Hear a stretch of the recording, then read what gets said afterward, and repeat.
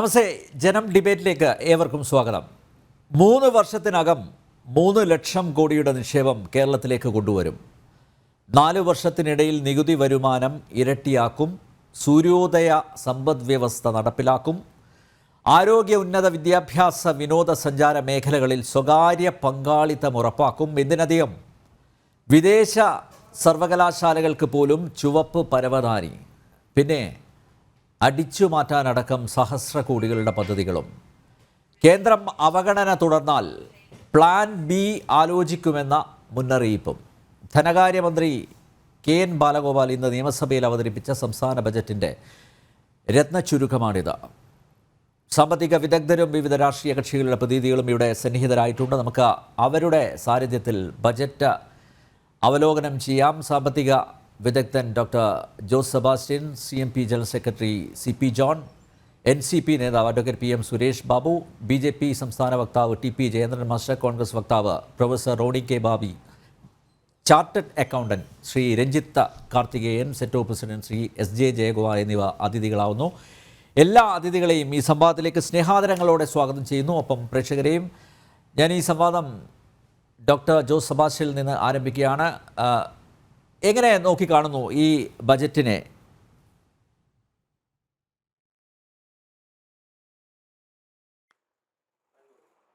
Doctor Jose Sebastian. Yes. CP John കേൾക്കാമോ? CP കേൾക്കാം. CP John കേൾക്കാം.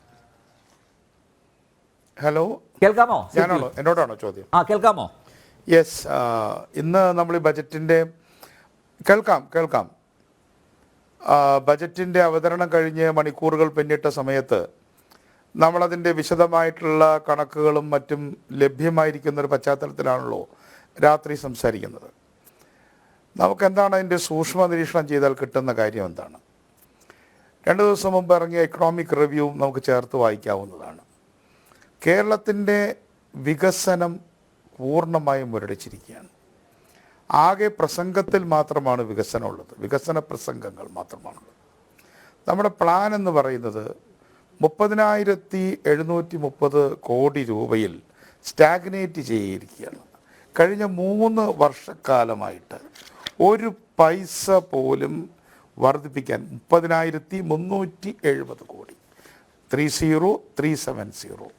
ഇത് ഈ വരാൻ പോകുന്ന വർഷത്തെ പ്ലാൻ അതാണ്, നിലവിലുള്ള പ്ലാൻ അതാണ്, കഴിഞ്ഞ വർഷത്തെയും പ്ലാൻ അതാണ്. എന്താണ് അതിൻ്റെ യുക്തി? 1 രൂപ പോലും വർദ്ധിപ്പിക്കാൻ ഈ ഗവൺമെൻറ്റിന് കഴിയുന്നില്ല. എന്താണ് അതിൻ്റെ ഇംപ്ലിക്കേഷൻ? 1, ഒരു ഡിപ്പാർട്ട്മെൻറ്റിനും പുതിയതായിട്ടുള്ള പദ്ധതികൾ ഏറ്റെടുക്കാൻ കഴിയില്ല. 2, പഞ്ചായത്തുകൾക്ക് പദ്ധതിയുടെ 25% നമ്മൾ കൊടുക്കുക. അപ്പോൾ പഞ്ചായത്തുകൾ, മുനിസിപ്പാലിറ്റികൾ, കോർപ്പറേഷനുകൾ 1200 ലോക്കൽ ഗവൺമെൻറ്റുകളാണ്. ഈ 1200 ലോക്കൽ ഗവൺമെൻറ്റിനും 3 വർഷമായി 1 രൂപ അധികം കിട്ടില്ല. ഷെഡ്യൂൾ കാസ്റ്റ് വിഭാഗങ്ങൾക്ക് വേണ്ടിയിട്ടുള്ള സ്പെഷ്യൽ കോമ്പണൻറ്റ് പ്ലാൻ SCP അത് 9.8%, ഏതാണ്ട് 10%. അവർക്കും യാതൊരു വർധനയുമില്ല. TSP ട്രൈബൽ സബ് പ്ലാൻ അത് 2.8%, ഏതാണ്ട് 3%. അവർക്കും 3 വർഷമായിട്ട് യാതൊരു വർധനവുമില്ല. എന്നാൽ അതിൻ്റെ മുന്നിലുള്ള 2 വർഷങ്ങളിൽ കോവിഡ് കാരണം 27,000 കോടിയായിരുന്നു എന്ന് മറക്കരുത്, നമ്മളതിന് വിമർശിക്കുന്നില്ല. പക്ഷെ അതിൻ്റെ മുന്നിലേക്ക് പോയാലോ, കോവിഡിന് മുന്നിൽ 30,670 കോടി ഉണ്ടായിരുന്നു. അപ്പോൾ 670 കോടിയിൽ നിന്ന് ഇപ്പോൾ 370 കോടിയായിട്ട് കുറഞ്ഞു. അപ്പോൾ കോവിഡിന് പ്രീ കോവിഡിൽ നമ്മുടെ പ്ലാൻ സൈസ് 30,670 ആയിരുന്നെങ്കിൽ ഇപ്പോൾ 30,370. 2 വർഷം നമുക്ക് വിടാം, കാരണം അത് കോവിഡ് ആയതുകൊണ്ട് നമുക്ക് കൂട്ടേണ്ടതില്ല. ഇതിൻ്റെ അർത്ഥം എന്താണ്? എന്തിനാണ് ഈ ഗവൺമെൻറ് ഭരിക്കുന്നത് എന്ന് ചോദിക്കുമ്പോൾ അത് രാഷ്ട്രീയമായ ചോദ്യമായിട്ട് നിങ്ങൾ എടുക്കരുത്. ഇനി ഈ ബജറ്റ് ഈ പ്ലാൻ നടപ്പാക്കുന്നതിനെ കുറിച്ചും എക്കണോമിക് റിവ്യൂ പറഞ്ഞിട്ടുണ്ട്. 2022-23 പൂർണ്ണമായ കണക്ക് പുറത്തു വന്നല്ലോ. ഈ വർഷത്തെ പൂർണ്ണമായി കണക്ക് പുറത്തു വരില്ല. ആ കണക്കുകളനുസരിച്ച് അഗ്രികൾച്ചർ ആൻഡ് അലൈഡ് സെക്ടറിൽ 1648 കോടി രൂപയാണ് സ്റ്റേറ്റ് പ്ലാൻ ഔട്ട്ലേ. ഇത് ഈ ബുക്ക് നിങ്ങൾ ശ്രദ്ധിക്കണം, ഇത് പ്ലാനിംഗ് ബോർഡിൻ്റെ ബുക്കാണ്, പേജ് നമ്പർ 46. 1097 കോടിയാണ് ചെലവഴിച്ചിരിക്കുന്നത് എന്ന് പറഞ്ഞാൽ ഏതാണ്ട് 600 കോടി രൂപ ലാപ്സാക്കി.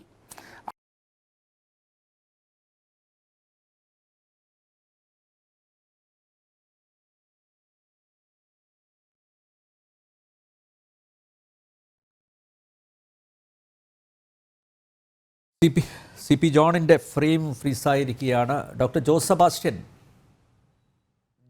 കേൾക്കാമോ താങ്കൾക്ക്?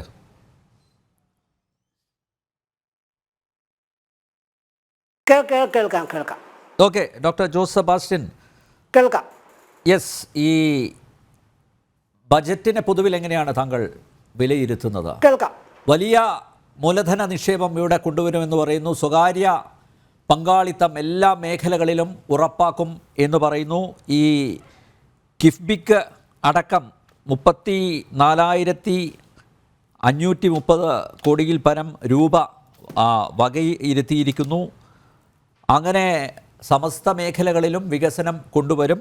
3 വർഷത്തിനുള്ളിൽ 3 ലക്ഷം കോടിയുടെ നിക്ഷേപം കേരളത്തിലേക്ക് കൊണ്ടുവരും തുടങ്ങിയ വാഗ്ദാനങ്ങളാണ് മുന്നിൽ വച്ചിരിക്കുന്നത്.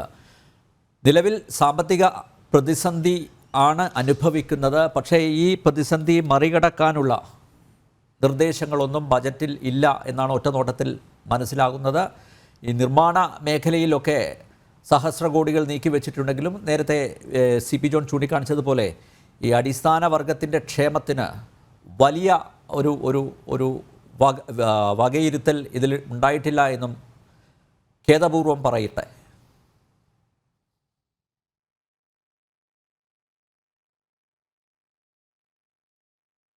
ബഡ്ജറ്റ് എന്ന് പറഞ്ഞു കഴിഞ്ഞാൽ ഇത് ഒരു വാഗ്ദാന പെരുമഴയായി മാറിയിരിക്കുകയാണ്. നമുക്കറിയാം, ആകമാനം സമാഹരിക്കാൻ ഉദ്ദേശിക്കുന്നത് 1067 കോടി രൂപ മാത്രമാണ്. അതായത് അധിക വിഭവ സമാഹരണം. നേരെ മറിച്ച് ഏകദേശം എല്ലാ മേഖലകളിലും പദ്ധതികൾ പ്രഖ്യാപിച്ചിരിക്കുകയാണ്. നമുക്കറിയാം, ഈ പദ്ധതികളിൽ നല്ലൊരു ശതമാനം വെറും കടലാസിൽ ആവുകയുള്ളൂ, കടലാസിൽ കിടക്കുകയുള്ളൂ. അതുകൊണ്ട് തന്നെ സാധാരണ ജനങ്ങളോ അതല്ലെങ്കിൽ ബുദ്ധിജീവികളോ നയരൂപീകരണ മേഖലകളിൽ ഇടപെടുന്നവരോ ഇതിനെ കാര്യമായി ഗണിക്കുന്നില്ല.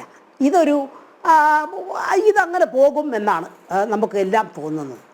ഇപ്പം ഇതിൻ്റെ അർത്ഥം എന്താണ്? വിഭവ സമാഹരണത്തിന് മാർഗങ്ങളില്ല എന്നുള്ള ഒരു തെറ്റായ സന്ദേശവും കൂടെയാണ് ബജറ്റ് കൊടുക്കുന്നത്.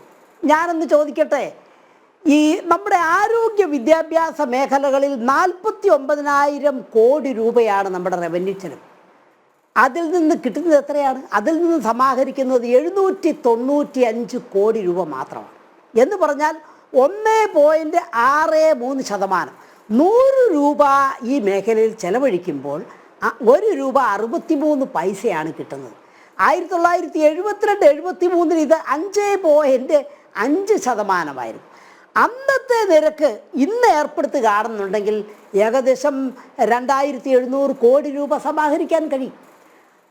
നമ്മുടെ അയൽ സംസ്ഥാനമായ തമിഴ്നാട്ടിൽ ഇത് 4.41%. ഏറ്റവും കൂടുതൽ സമാഹരിക്കുന്നത് നമ്മുടെ ഹരിയാനയാണ്. അവിടെ 6.61%. അപ്പോൾ നമ്മുടെ മധ്യവർഗത്തെയും സമ്പന്നരെയും സ്പർശിക്കാതെ അവരിൽ നിന്ന് വിഭവങ്ങൾ സമാഹരിക്കാതെ നമുക്ക് മുന്നോട്ട് പോകാൻ ഒക്കുകയില്ല എന്നുള്ളത് വളരെ വളരെ വ്യക്തമാണ്. പക്ഷേ ഒരു ഇലക്ഷൻ കാലത്ത് പ്രത്യേകിച്ചും നമ്മുടെ വിപ്ലവ പാർട്ടികൾക്കൊന്നും ഇക്കാര്യത്തിൽ താല്പര്യമില്ല. അതിന് പകരമായിട്ട് വിഭവ സമാഹരണമേ വേണ്ട എന്ന് വെക്കുകയാണ്. എന്നിട്ട് എന്ത് ചെയ്യുന്നു? സർക്കാർ ഉദ്യോഗസ്ഥന്മാരൊരു വലിയ വോട്ട് ബാങ്കാണ്. അവരും അതുപോലെ തന്നെ നമ്മുടെ പെൻഷൻകാരും അവർക്ക് ഒരു ഗഡു DA പ്രഖ്യാപിച്ചിരിക്കുകയാണ്. ഞാനൊന്ന് ചോദിക്കട്ടെ, ഈ സാധാരണ പെൻഷൻകാരുടെ ഈ 2021 പ്രഖ്യാപിച്ച 1,600 അതിൻ്റെ ഇന്നത്തെ വില 1,360 രൂപ മാത്രമാണ്. അത് 1,600 രൂപയിൽ നിലനിർത്തണമെങ്കിൽ യഥാർത്ഥത്തിൽ 1,900 വർദ്ധിപ്പിച്ചെങ്കിലേ മതിയാവും. വേറൊന്നും വേണ്ട, ഒരു 100 രൂപ വർദ്ധിപ്പിച്ചു കൊടുക്കുക. ഇല്ല, അതിന് പകരം പ്രഖ്യാപനം എന്തുണ്ട്? 5 മാസത്തെ അരിയർ കൊടുക്കും എന്നുള്ളതാണ്. അപ്പോൾ നമ്മുടെ സമൂഹത്തിലെ ഈ പ്രയോറിറ്റി, അതായത് മുൻഗണനാ ക്രമം എന്ന് പറഞ്ഞു കഴിഞ്ഞാൽ അത് വിപ്ലവ പാർട്ടികളാണെന്നുണ്ടെങ്കിലും അതല്ലെങ്കിൽ പണക്കാരുടെ പാർട്ടികളാണെന്നുണ്ടെങ്കിലും അത് ഇല മുള്ളിൽ വീണാലും മുള്ള ഇലയിൽ വീണാലും ഇലയ്ക്ക് കേടെന്ന് പറയുന്ന പോലെ നമ്മുടെ അടിസ്ഥാന വർഗങ്ങളുടെ മേൽ ചുമത്തുന്ന നികുതികളും അതിൽ നിന്നുള്ള വരുമാനവുമാണ് പ്രധാനമായ സോഴ്സ്. നമുക്കറിയാം 61% വരുന്ന സംസ്ഥാനത്തിൻ്റെ തനത് വരുമാനം, നികുതിയേതര വരുമാനം എന്ന് പറയുന്നത് 4 ഇനങ്ങളിൽ നിന്നാണ്: പെട്രോൾ, മദ്യം, ഭാഗ്യക്കുറി, മോട്ടോർ വാഹനങ്ങൾ. അപ്പോൾ ഈ ഒരു ചുറ്റിക്കറങ്ങിൽ നിന്ന് പുറത്ത് കടന്ന് ജനങ്ങളോട് തുറന്നു പറയുക, പൊതുവിഭവങ്ങൾ സമാഹരിച്ച് മുന്നോട്ട് പോകാതെ, പൊതുവിഭവങ്ങളുടെ ഒരു പിന്തുണയില്ലാതെ പൊതുസേവനങ്ങൾ ഗുണനിലവാരത്തിൽ നൽകാൻ പറ്റുകയില്ല. ഇതിന് എൻ്റെ കയ്യിൽ മാജിക് വടികളൊന്നുമില്ല എന്ന് പറയേണ്ട ധനമന്ത്രി അദ്ദേഹം തുടങ്ങിയത് കേരളം എല്ലാ രീതിയിലും മുന്നോട്ട് പോയിക്കൊണ്ടിരിക്കുകയാണ്. 8 വർഷത്തേക്കായാലും കേരളം അങ്ങ് മാറി മാറി ഒരു വലിയ അത്ഭുത പ്രപഞ്ചമായി മാറിയിരിക്കുകയാണ് എന്ന് പറഞ്ഞുകൊണ്ടാണ് അദ്ദേഹം തുടങ്ങുന്നത്. പിന്നെ സ്ഥിരമായിട്ട് പറഞ്ഞു വരുന്ന എന്തെങ്കിലും കുഴപ്പമുണ്ടെങ്കിൽ അത് മുഴുവൻ കേന്ദ്രത്തിൻ്റെ അവഗണന മൂലമാണ് എന്നുള്ളതാണ്. അപ്പോൾ ഇത് ഒരു യാഥാർത്ഥ്യ ബോധമില്ലാത്ത ഒരു അത്തരം ബജറ്റിനെ ജനങ്ങൾ കാര്യമായൊന്നും പരിഗണിക്കേണ്ട കാര്യമില്ല. അടുത്ത വരുന്ന വർഷം ഭയങ്കരമായ കെടുതിയിലേക്കാണ് സംസ്ഥാനം പോകുന്നത്. കടമെടുക്കാൻ കേന്ദ്രം അനുവദിക്കുന്നില്ലെന്നുണ്ടെങ്കിൽ ശമ്പളവും പെൻഷനും പോലും കൊടുക്കാൻ പറ്റാത്ത ഒരു സ്ഥിതിയിലേക്കാണ് പോകുന്നത്. അപ്പോൾ ഈ പദ്ധതികളുടെ കാര്യത്തിൽ നല്ല നല്ല പദ്ധതികളുണ്ട്. ഉദാഹരണമായിട്ട് ഇപ്പോൾ നമ്മുടെ സ്വകാര്യ സർവകലാശാലകളെ, വിദേശ സർവകലാശാലകളെ ആകർഷിക്കുന്നു എന്ന് പറയുന്നു. നല്ല കാര്യം, ഒരു 10-30 വർഷം മുമ്പ് ചെയ്യേണ്ട കാര്യമായിരുന്നു. അതല്ലെങ്കിൽ സ്വകാര്യ മേഖലയിൽ വ്യവസായ പാർക്കുകൾ വേണമെന്ന് പറയുന്നു, ഉള്ള പദ്ധതിയുണ്ട്. ചൈനീസ് മോഡൽ നമ്മുടെ സ്പെഷ്യൽ എക്കണോമിക്സോ പ്രത്യേക സാമ്പത്തിക മേഖലകൾ വളരെ നല്ല കാര്യമാണ്. പക്ഷേ ഇതൊന്നും കൊണ്ടും നമ്മുടെ വ്യവസായികളുടെ ആത്മവിശ്വാസം വർദ്ധിക്കുന്നു എന്ന് ഞാൻ കരുതുന്നില്ല. ഇപ്പോൾ നമ്മുടെ ബിസിനസ്സിനെ അട്രാക്റ്റ് ചെയ്യുന്ന കാര്യത്തിൽ നമ്മുടെ വ്യവസായ മന്ത്രി കുറേ കാര്യങ്ങൾ ചെയ്തു വരുന്നുണ്ട്, കുറേ മാറ്റം ഇല്ലെന്നുള്ളതല്ല. പക്ഷേ ഇതൊന്നും കേരളത്തിൻ്റെ ഇന്നത്തെ പ്രശ്നങ്ങൾ പരിഹരിക്കാൻ പര്യാപ്തമാണോ എന്നുള്ള ചോദ്യം. നമ്മുടെ ചെറുപ്പക്കാർ വിദേശങ്ങളിലേക്ക് കുടിയേറുന്നു. കാർഷിക മേഖലയിൽ കൃഷി വിട്ടൊഴിയുന്നു ആൾക്കാർ. ശ്രീ CP ജോൺ വേറൊരു ചാനൽ ചർച്ചയിൽ പറഞ്ഞതുപോലെ എല്ലാവരും ഇവിടുന്ന് കൃഷിയിൽ നിന്ന് കുടിയേറുന്നു. അതല്ലെന്നുണ്ടെന്നുണ്ടെങ്കിൽ വിദ്യാഭ്യാസത്തിൽ നിന്ന് വേറുള്ളിടത്തോട്ട് കുടിയേറുന്നു. അതേസമയം തന്നെ മറ്റ് സംസ്ഥാനങ്ങളിൽ അന്യസംസ്ഥാന തൊഴിലാളികളിൽ കുടിയേറിക്കൊണ്ടിരിക്കുകയാണ്. നമ്മുടെ വൃദ്ധജനമായി മാറിക്കൊണ്ടിരിക്കുന്ന ഈ സമൂഹത്തിൽ അടിസ്ഥാനപരമായ തിരുത്തലുകൾക്ക് നമ്മുടെ ധനകാര്യമന്ത്രിയും നമ്മുടെ ഭരണകർത്താക്കളും തയ്യാറാകേണ്ടതാണ്.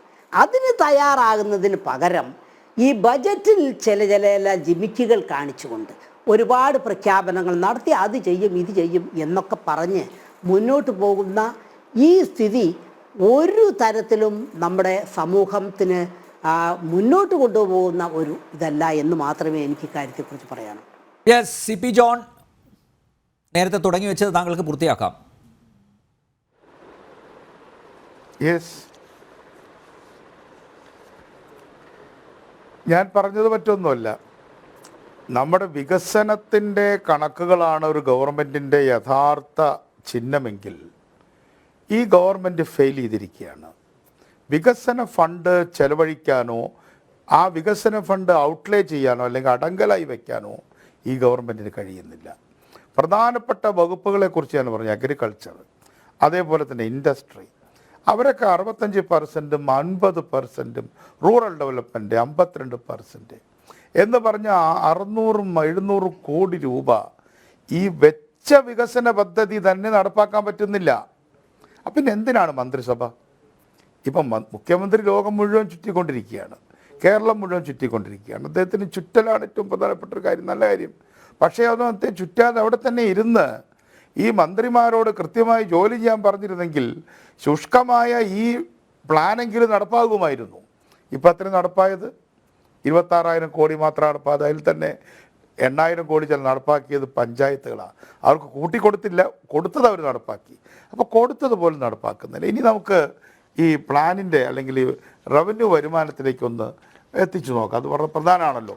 ഇപ്പോൾ രാഷ്ട്രീയമായിട്ട് പറയുന്ന ഏറ്റവും വലിയൊരു കാര്യം അവരുടെ കേന്ദ്രത്തിൽ നിന്ന് പൈസ കിട്ടുന്നില്ല എന്നുള്ളതാണ്. ഇപ്പം നമുക്കൊരു കാര്യം ശ്രദ്ധിച്ച് ഞാൻ ഇപ്പോൾ ഏതായാലും സമയമുണ്ടല്ലോ, കൃത്യമായിട്ടുള്ള കണക്കുകൾ ഞാൻ പറയാം. അതായത് post devolution revenue deficit grant എത്രയാണെന്ന് നോക്കാം. 19,891 കോടി രൂപയാണ് 21-22 കിട്ടിയത്. ശ്രദ്ധിച്ച് കേൾക്കണം. അത് കഴിയുമ്പോഴും 13,174 കുറഞ്ഞു വരും. കാരണം റവന്യൂ ഡെഫിസിറ്റ് ഗ്രാൻറ്റ് എന്ന് പറഞ്ഞാൽ 11 സംസ്ഥാനങ്ങൾക്ക് മാത്രമായി കേന്ദ്രം കൊടുത്ത തുകയാണ്. അതിൽ 1-ാം സ്ഥാനം കേരളത്തിനായിരുന്നു. അപ്പോൾ ഇത് നേരത്തെ തന്നെ അറിയാവുന്നതാണ്. 19,891 കിട്ടിയപ്പോൾ ഒന്നും വേണ്ടിയില്ല. പിന്നെ 13,000 കുറയും. അത് കഴിഞ്ഞ് 4,749 കുറയും. അത് ടെലിസ്കോപ്പിക്കായിട്ട് കുറയുന്നതാണ്. അത് കഴിഞ്ഞ് 4,749 കഴിഞ്ഞപ്പോൾ അത് 0 ആയി. അടുത്ത പ്രാവശ്യം 0 ആണ്. അവിടെയാണ് പ്രശ്നം. അപ്പോൾ ഈ post revolution revenue deficit grant എല്ലാ കാലത്തേക്കും ഉള്ളതല്ല എന്ന് സാമാന്യം എല്ലാവർക്കും അറിയാതെ ഒരു ലോട്ടറി അടിച്ചതാണ്. ഈ സെൻട്രൽ ഗവൺമെൻറ്റിൻ്റെ ഫിനാൻസ് കമ്മീഷനിൽ നിന്ന് കിട്ടിയ വലിയൊരു ആനുകൂല്യമാണ്.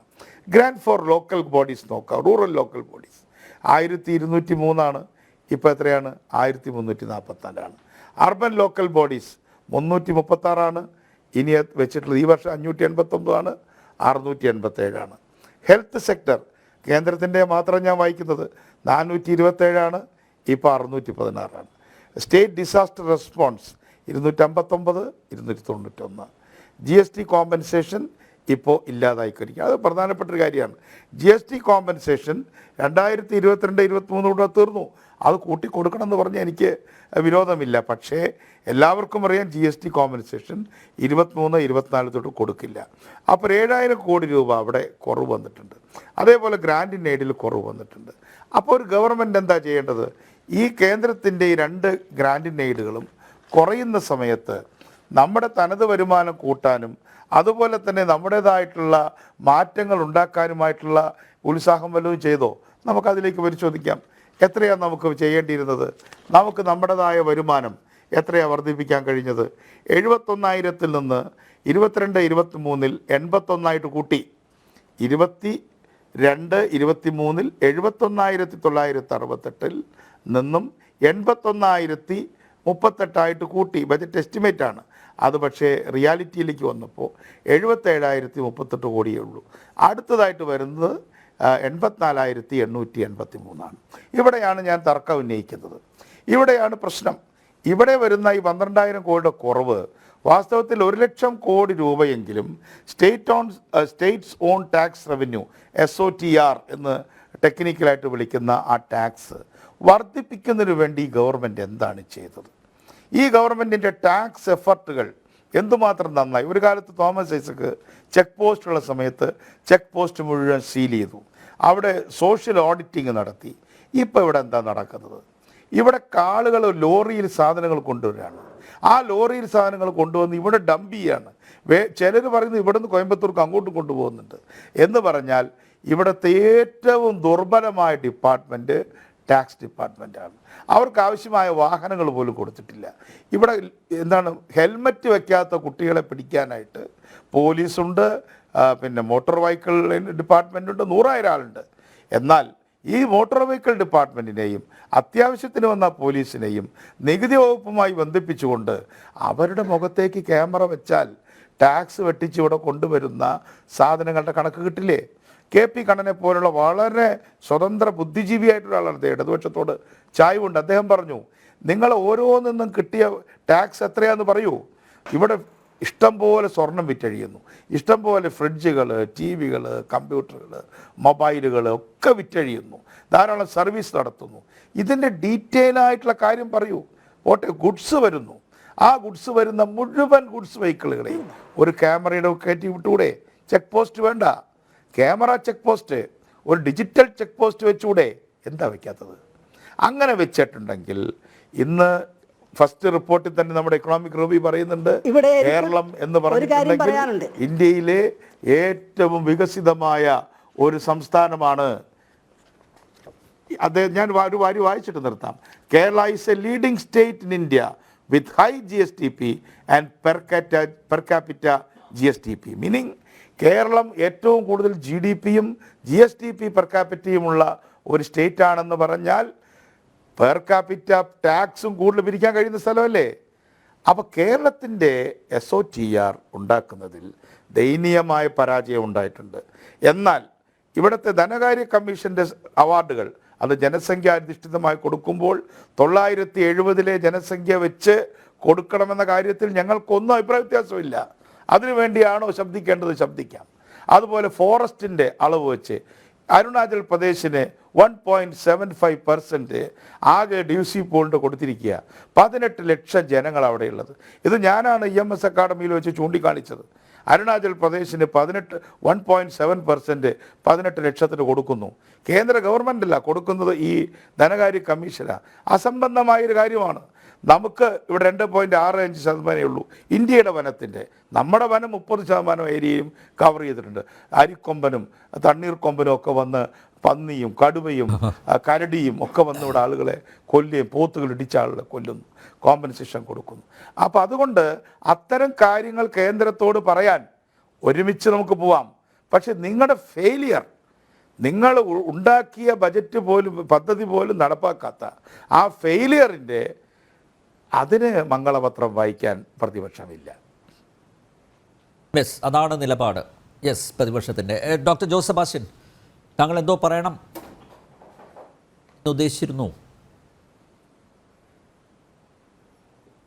അതായത് ഞാൻ ഉദ്ദേശിച്ചതാണ്, നമുക്ക് പൊതുവെ പറഞ്ഞു വരുന്ന ഒരു സംഗതി ഇതാണ്: സംസ്ഥാനത്തിന് വിഭവ സമാഹരണത്തിന് മാർഗങ്ങളില്ല.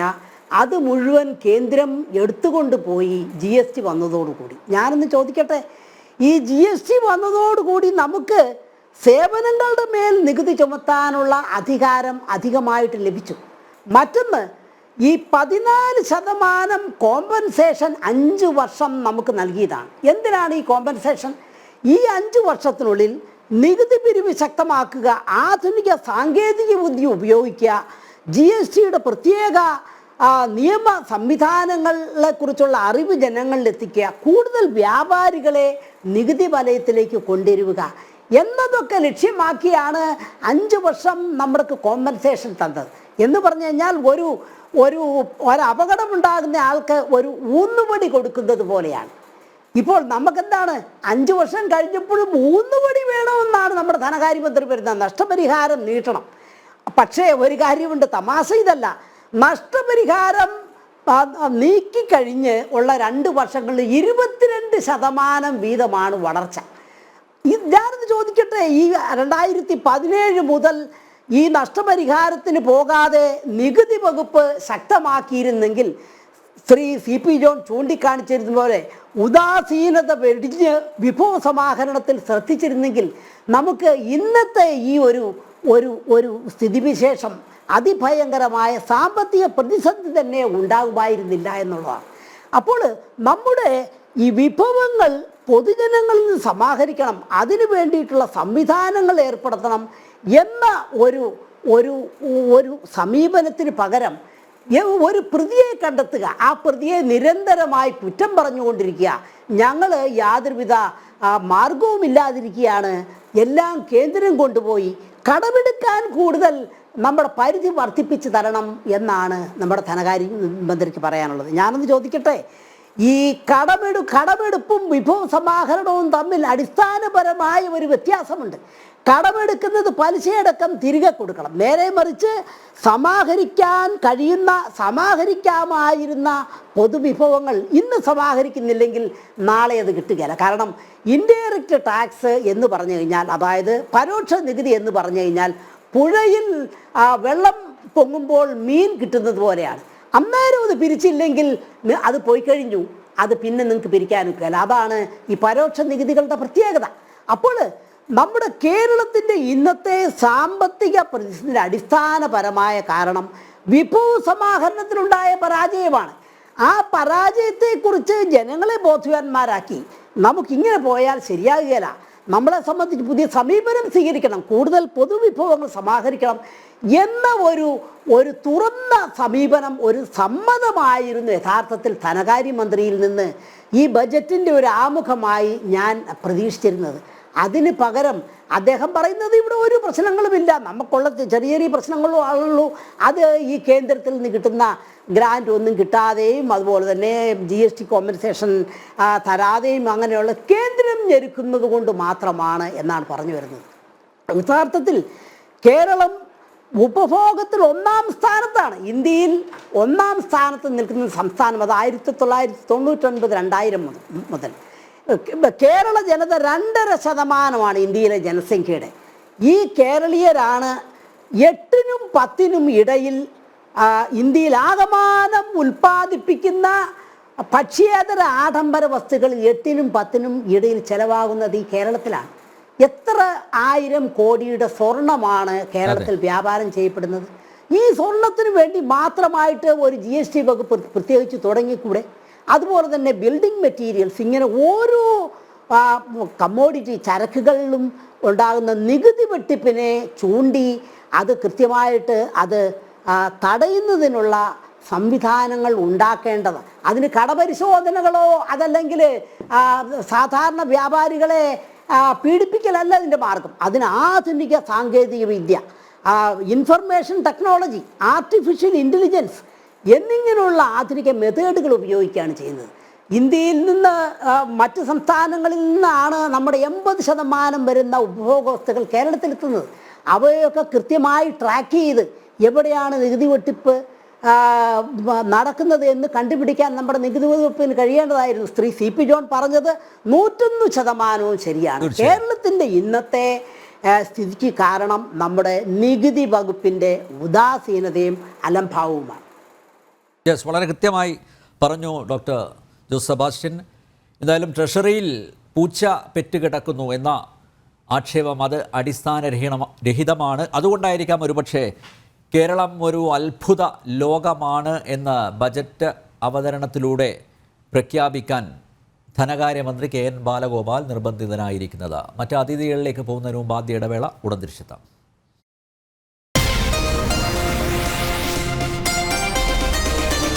അഡ്വക്കേറ്റ് PM സുരേഷ് ബാബു, ആഗോള കുത്തകകൾക്കും അതുപോലെ സ്വകാര്യ മുതലാളിത്തത്തിനുമെതിരെ ആഞ്ഞു പിടിച്ച് സമരം നടത്തിയ, പ്രക്ഷോഭം നടത്തിയവർ തന്നെ ഇന്ന് ആഗോള മൂലധനത്തെ സ്വാഗതം ചെയ്യുന്നു, സ്വകാര്യ സംരംഭങ്ങളെ സ്വാഗതം ചെയ്യുന്നു. ഇത് വൈകി വന്ന വിവേകമാണോ അഡ്വക്കേറ്റ് PM സുരേഷ് ബാബു?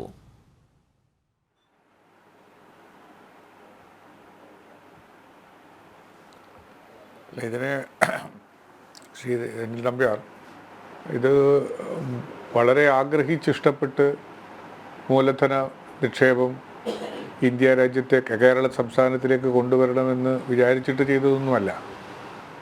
വിദേശ മൂലധനത്തിൻ്റെ സമാഹരണത്തോടുകൂടി അതിൻ്റെതായ പ്രശ്നങ്ങൾ വേറെ ഉണ്ടാകും. അതില്ല എന്നൊന്നും പറയാൻ നമുക്ക് നിവൃത്തിയില്ല, അങ്ങനെ ഉണ്ടാകും. ഫോറിൻ ഡയറക്റ്റ് ഇൻവെസ്റ്റ്മെൻറ്റ് FDI എന്ന് പറയുന്നത് ഒരു ചെറിയ ചരടോടുകൂടി മാത്രമേ ആർക്കും സ്വീകരിക്കാൻ കഴിയുകയുള്ളൂ. പക്ഷേ എന്താണ് ഇത് അതിലേക്ക് നയിച്ച സാങ്കേതികവും സാമ്പത്തികവുമായ പ്രശ്നമെന്ന് നമ്മളൊന്ന് ആലോചിക്കണ്ടേ? എല്ലാ കാലവും പറഞ്ഞ തത്വങ്ങളിൽ തന്നെ നിലനിർത്തിക്കൊണ്ടാൽ വറുതിയിലാകുന്നത് ഒരു സംസ്ഥാനമാണ്, ഒരു സംസ്ഥാനത്തെ ജനതയാണ്. ആ ജനതയെ വറുതിയിലാക്കാതിരിക്കണമെങ്കിൽ ഈ പറയുന്ന കാര്യങ്ങളിൽ അല്പം ബുദ്ധിമുട്ടോടുകൂടിയാണെങ്കിലും സഹിച്ചേ മതിയാകൂ എന്ന ഘട്ടം വന്നിരിക്കുന്നു. ഒരു സംസ്ഥാനത്തിനോട് ഇന്ത്യ ഗവൺമെൻറ്റിൻ്റെ ഫെഡറൽ വ്യവസ്ഥക്കും ഫെഡറൽ പോളിസിക്കും വിരുദ്ധമായി ഒരു സമീപനം സ്വീകരിക്കുമ്പോൾ അതിനോട് 2 വർഷമായി നിരന്തരം സമരം ചെയ്തും അല്ലാതെയും ഗവൺമെൻറ്റിനോട് ഡെലിഗേഷനായും ഒക്കെ പറഞ്ഞിട്ട് 1 ഇഞ്ചിന് വ്യത്യാസമില്ലാതെ 1 ഇഞ്ച് കാര്യത്തിലും വിട്ടുവീഴ്ചയില്ലാത്ത ഒരു സമീപനം സ്വീകരിക്കുന്നതിൻ്റെ ഓപ്റ്റിമം ലെവലിൽ ഈ 2024-25 വേണ്ടുന്ന ബജറ്റ് അവതരിപ്പിക്കുന്ന അതൊരു കേന്ദ്രമന്ത്രി അവതരിപ്പിച്ചതിലൂടെ നമുക്ക് മനസ്സിലാക്കാൻ കഴിഞ്ഞിരിക്കുന്നു. അപ്പോൾ അതോടുകൂടി നമുക്ക് മനസ്സിലാക്കാൻ പറ്റുന്നത് കേരളത്തിനോടോ അല്ലെ അതുപോലെയുള്ള സംസ്ഥാനങ്ങളോടോ ഫിസ്ക്കൽ ഫെഡറൽ സിസ്റ്റത്തിൽ ഒരു തരം സഹായവും ഇന്ത്യ ഗവൺമെൻറ്റിൻ്റെ ഭാഗത്തുണ്ടാവുകയില്ല എന്ന് നിജപ്പെടുത്തി തീർച്ചപ്പെടുത്തപ്പെട്ട സാഹചര്യത്തിൽ ഈ നാട്ടിലെ ജനങ്ങളെ, അത് നമ്മളെല്ലാവരും ഉൾക്കൊള്ളുന്ന ജനങ്ങളെ എല്ലാ കാലഘട്ടത്തിലും വറുതിയിലാക്കാതിരിക്കണമെങ്കിൽ അതിന് പറ്റിയ സംവിധാനങ്ങളെക്കുറിച്ച് ആലോചിക്കണം. എന്നാൽ ഇപ്പോൾ പ്രയാസം അനുഭവിക്കുന്ന ജനവിഭാഗങ്ങളെ പ്രയാസപ്പെടുത്തുകയും ചെയ്യരുത്. ഇപ്പോൾ ഫോറിൻ ഡയറക്റ്റ് ഇൻവെസ്റ്റ്മെൻറ്റ് വ്യവസായത്തിലും വിദ്യാഭ്യാസത്തിലും ആരോഗ്യ പരിപാലനത്തിലുമാണ് ഉദ്ദേശിച്ചിട്ടുള്ളത്. അങ്ങനെ ഇവിടെയും ഇപ്പോൾ ഡയറക്റ്റ് ഇൻവെസ്റ്റ്മെൻറ്റ് ഫോറിൻ ഇല്ലെങ്കിലും ഇൻവെസ്റ്റ്മെൻറ്റിലുള്ള പല വ്യവസ്ഥകളുമുണ്ട്. അപ്പോൾ ഈ കേരളത്തിലെ ചെറുപ്പക്കാർ, കേരളത്തിൽ ജീവിച്ചു വളരുന്ന ആളുകൾ വിദേശത്ത് പോയി അവരുടെ സമ്പാദ്യവും അവരുടെ സേവനവും വിദേശത്ത് ചെലവഴിക്കുന്നത് സ്വദേശവൽക്കരണത്തിൻ്റെ മറ്റൊരു പാത വെട്ടിത്തെളിയിക്കുന്നതുമായി തോന്നുന്ന തരത്തിൽ അത്തരമൊരു ഇൻവെസ്റ്റ്മെൻറ്റ് വേണം എന്ന് നിർബന്ധിക്കപ്പെട്ട സാഹചര്യത്തിൽ ഉണ്ടായിട്ടുള്ളതാണ് എന്നാണ് എനിക്ക് അക്കാര്യത്തിൽ പ്രേക്ഷകരോട് സമർപ്പിക്കാനുള്ളത്. അല്ലാതെ മാപ്പ് പറയേണ്ടത് കോവളത്ത് SFIയുടെ ജില്ലാ വൈസ് പ്രസിഡന്റ് അദ്ദേഹത്തിൻ്റെ മുഖത്തടിച്ച് അദ്ദേഹത്തെ താഴെ വീഴ്ത്തി.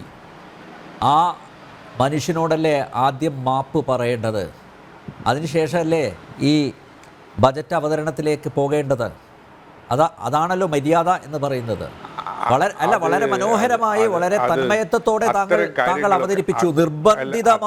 നിർബന്ധിതമായി എന്നൊക്കെ അവതരിപ്പിച്ചു. പക്ഷേ എങ്കിലും ഇതൊക്കെ കേരളത്തിലെ ജനങ്ങൾ കാണുന്നില്ലേ സർ?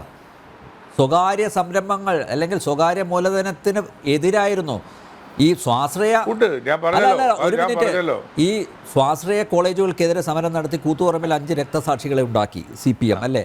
ഇപ്പോഴും ജീവച്ഛവമായിട്ട് പുഷ്പൻ കിടക്കുകയാണ്. പുഷ്പനെ അറിയോ എന്ന് പാട്ടുപാടി നടക്കുന്നുണ്ട് അല്ലേ?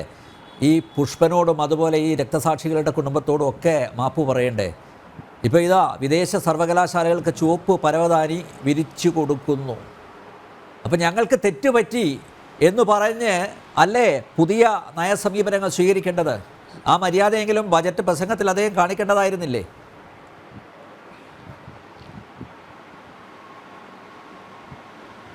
അല്ല, തെറ്റ് പറ്റിയിട്ടല്ല. ഈ നയം ഈ കാര്യത്തിൽ ഒരു സ്വയമാവ ഒരു കേരളത്തിന് മറ്റൊരു തരത്തിൽ ആശ്രയിക്കാതെ പിടിച്ചു നിൽക്കാൻ കഴിയുമായിരുന്നെങ്കിൽ ഇത് സ്വീകരിക്കുകയില്ല. കേന്ദ്ര ഗവൺമെന്റിന്റെ ഭാഗത്ത് നിന്ന് കിട്ടാത്ത സാഹചര്യത്തിൽ കേരളത്തിലെ ജനങ്ങളെ ആവശ്യങ്ങൾക്ക് വേണ്ടി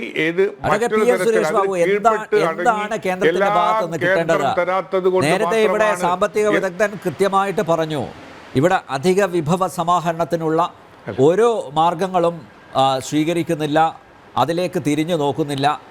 എന്നും കേന്ദ്രം തരുന്ന ഇങ്ങനെ പറഞ്ഞു നടന്നു കഴിഞ്ഞാൽ എങ്ങനെയാ? പിന്നെ എന്തിനാണ് സംസ്ഥാനത്തിനൊരു ഭരണകൂടം?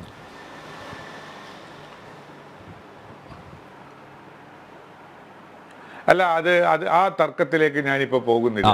അങ്ങടക്കം ഇവിടെ സംസാരിച്ച മറ്റ് ആളുകളടക്കം കേന്ദ്രത്തിൽ നിന്ന് കേരളത്തിനൊന്നും കിട്ടാനില്ല, കേരള സംസ്ഥാനത്തിൻ്റെ വിഹിതങ്ങളിൽ നിന്നൊന്നും കിട്ടാനില്ല, ഫിസ്ക്കൽ പോളിസിയിൽ ഒരു തരത്തിലും കേന്ദ്രത്തിൻ്റെ ഭാഗത്ത് നിന്ന് ഇടപെടലുകൾ ഉണ്ടായിട്ടില്ല എന്ന് പറയുന്ന പക്ഷം അത് കേട്ട് ഈ രാജ്യത്തെ ജനങ്ങൾ വിശ്വസിക്കട്ടെ. അതിനകത്ത് ഇപ്പോൾ തർക്കിക്കാൻ ഞാനില്ല.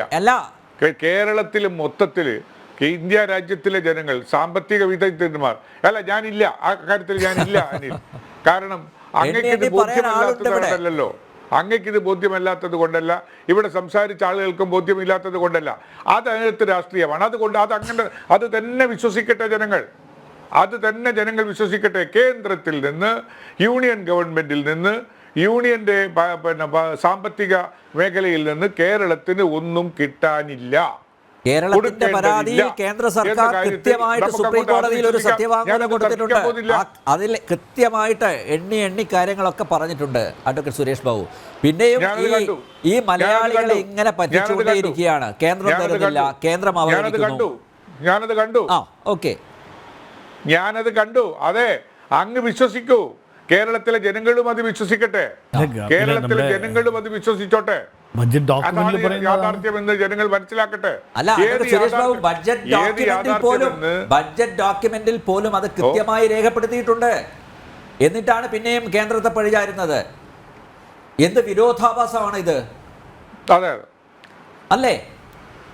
കേന്ദ്രത്തിൽ നിന്ന് ഒരു മിനിറ്റ്. യൂണിയൻ ഗവൺമെന്റിൽ നിന്ന്, ഞാൻ കേന്ദ്രത്തിൽ യൂണിയൻ ഗവൺമെന്റിൽ നിന്ന് ഒന്നും കിട്ടാനില്ല. കേരളത്തിന്റെ വിഹിതത്തിൽ യാതൊരു തരത്തിലുമുള്ള കുറവുകൾ ഉണ്ടായിട്ടില്ല എന്നാണ് താങ്കൾ വിശ്വസിക്കുന്നതെങ്കിൽ, സാമ്പത്തിക കാര്യത്തിലുള്ള ഡോക്ടർ ജോൺ അദ്ദേഹം വിശ്വസിക്കുന്നതെങ്കിൽ ഞാൻ അതിന്റെ മുമ്പിൽ സമർപ്പിക്കുന്നു. ഞാൻ അതിൽ തർക്കിക്കുന്നില്ല. അതങ്ങനെ കിടക്കട്ടെ, പൊതുസമൂഹത്തിന്റെ മുമ്പിൽ അതങ്ങനെ കിടന്നോട്ടെ, അത് കിടന്നോട്ടെ, ആ കിടക്കട്ടെ, അതിന്റെ മുകളിൽ തർക്കിക്കാനില്ല. പക്ഷേ ഞാൻ പറഞ്ഞല്ലോ, മലയാളികളെ കബളിപ്പിക്കുന്ന ഈ ഒരു രീതി അവസാനിപ്പിക്കുന്നതല്ലേ കേന്ദ്രത്തെ കുറ്റപ്പെടുത്തുന്ന നിലപാട് മാറ്റേണ്ടതല്ലേ സാർ? ഇപ്പൊ എന്തായാലും മാറ്റങ്ങൾക്ക് വിധേയമായിക്കൊണ്ടിരിക്കുകയാണല്ലോ. പണ്ട് പറഞ്ഞതെല്ലാം മറക്കുന്നു. പുതിയ പറഞ്ഞ പോലെ അല്ല, കാലത്തിനനുസരിച്ച് കോലം കെട്ടണം. അതാണല്ലോ ചുരുക്കത്തിൽ അഡ്വക്കേറ്റ് സുരേഷ് ബാബു പറഞ്ഞു വെച്ചത്. ആ കോലമാണ് കെട്ടിക്കൊണ്ടിരിക്കുന്നത്. പക്ഷേ അങ്ങനെ കോലം കെട്ടാൻ നിർബന്ധിതമാക്കപ്പെട്ടു എന്നാണ് താങ്കൾ സമർത്ഥിച്ചു വന്നത്. അപ്പോൾ ആ ഒരു എല്ലാ മാറ്റത്തിന് വിധേയമായിക്കൊണ്ടിരിക്കുന്നു. ആ മാറ്റം ഞങ്ങൾ സ്വീകരിക്കുന്നു എന്ന് തുറന്നു പറയാൻ എന്താണ് സാർ മടി? കേന്ദ്രത്തെ പഴിക്കുന്നതിന് പകരം ഇതാ ഞങ്ങൾക്ക് പുതിയ ഈ സമ്പദ് വ്യവസ്ഥയിൽ അല്ലെങ്കിൽ ഈ വർത്തമാനകാലത്ത് ഇങ്ങനെയൊക്കെ ഞങ്ങൾക്ക് മുന്നോട്ട് പോകാനാവൂ എന്ന് തുറന്നു പറയുന്നതിൽ എന്തിനാണ് വിമുഖത?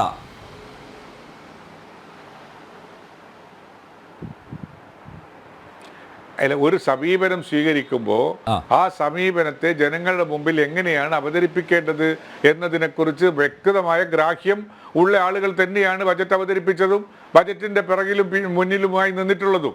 അവർക്കതറിയാം എങ്ങനെയാണത് പറഞ്ഞ് അവതരിപ്പിക്കേണ്ടത്. അതറിയാം. ഏത് തരത്തിലാണ് ഈ ബജറ്റ് ഒന്നിനും കൊള്ളാത്തതാണെന്നും കേരളത്തിൻ്റെ സമഗ്രമായ നാശത്തിലേക്കാണ് ഈ ബജറ്റ് കൊണ്ടുപോകുന്നത് എന്നും പറയാൻ കഴിവുള്ളവരെയാണ് നേരത്തെ സംസാരിച്ചിട്ടുള്ളതും. അവരുടെ കഴിവും ഞാൻ പൂർണ്ണമായും അംഗീകരിക്കുന്നു. അവിടെയൊന്നല്ലല്ലോ നമ്മുടെ പ്രശ്നം. ഇവിടെ പ്രശ്നം എന്താണ്? ഈ പ്രശ്നത്തിൽ ഇന്ന് അവതരിപ്പിക്കപ്പെട്ട ബജറ്റ് അത് പാസ്സാവുകയാണെങ്കിൽ, അസംബ്ലിയിൽ പാസ്സാവുകയാണെങ്കിൽ നമ്മളുടെ ഒരു ഫൈനാൻഷ്യൽ ഡോക്യുമെൻ്റ് ആണല്ലോ. ആ ഡോക്യുമെന്റിൽ പറയാൻ നിർബന്ധിതമായ കുറേ കാര്യങ്ങൾ പറഞ്ഞിരിക്കുന്നു. വിഭവ സമാഹരണത്തിന് ശ്രമം നടത്തിയിട്ടില്ല എന്ന് പറഞ്ഞാൽ ടേപ്പ് ചെയ്യാൻ കഴിയുന്നിടങ്ങളിൽ ഇപ്പം സൂചിപ്പിച്ചിരിക്കുന്നത്, പ്രധാനമായും സൂചിപ്പിച്ചിരിക്കുന്നത് ഈ പറയുന്ന കള്ളക്കടത്തിലൂടെ അതിർത്തി വിട്ട് സാമഗ്രികൾ അല്ലെങ്കിൽ ഗുഡ്സ്, ചരക്ക് പോകുന്നുണ്ട് എന്നുള്ളതാണ് ഇപ്പോൾ ഇവിടെ സൂചിപ്പിച്ച. അതിലൊരു മാനേജ്മെന്റ് ഇല്ലാത്തതാണ് എന്നുള്ളതാണ് ഇപ്പോൾ സൂചിപ്പിക്കപ്പെട്ടിട്ടുള്ള ഒരു പ്രധാനപ്പെട്ട വിഭവ സമാഹരണത്തിന് വിരുദ്ധമായി ഗവൺമെന്റിന്റെ ഭാഗത്തുണ്ടായത് എന്നാണ് ഞാൻ മനസ്സിലാക്കുന്നത്. അതുണ്ടോ? അങ്ങനെയുണ്ടോ? ഉണ്ടെങ്കിൽ പരിശോധിക്കണം. ഉണ്ടെങ്കിൽ പരിശോധിക്കാം. പരിശോധിച്ച് നമുക്ക് അപ്പോൾ അതിനെക്കുറിച്ച് എത്താം. CP ജോണിനെ പോലെ വളരെ ഉത്തരവാദപ്പെട്ട ഇത്തരം കാര്യങ്ങൾ വളരെ ഗൗരവത്തോടുകൂടി ആധികാരികമായി കൈകാര്യം ചെയ്ത ഒരു അദ്ദേഹം ഈ കാര്യം ഇവിടെ പറഞ്ഞപ്പോൾ അതിനെ ഗൗരവത്തിലെടുക്കാൻ ഞാൻ തയ്യാറാണ്, ഞങ്ങൾ തയ്യാറാണ്. അത് അന്വേഷിക്കും, പൂർണ്ണമായും അന്വേഷിക്കും. ഈ നിയമത്തിന്റെ വെളിച്ചത്തിൽ ഏതെങ്കിലും തരത്തിൽ കേരളത്തിന് ലഭ്യമാകേണ്ടുന്ന നികുതികൾ നഷ്ടപ്പെട്ടു പോകുന്നുണ്ടോ എന്ന കാര്യത്തിൽ അന്വേഷണത്തിന് അല്ലെങ്കിൽ അത് കരുത്താൻ ഗവൺമെന്റിൽ സമ്മർദ്ദം ചെലുത്താൻ ഏത് കാരണവശാലും ഞാൻ തയ്യാറാവും. ഓക്കെ, യെസ്, തിരിച്ചു വരാം ഇടവേളയ്ക്ക് ശേഷം.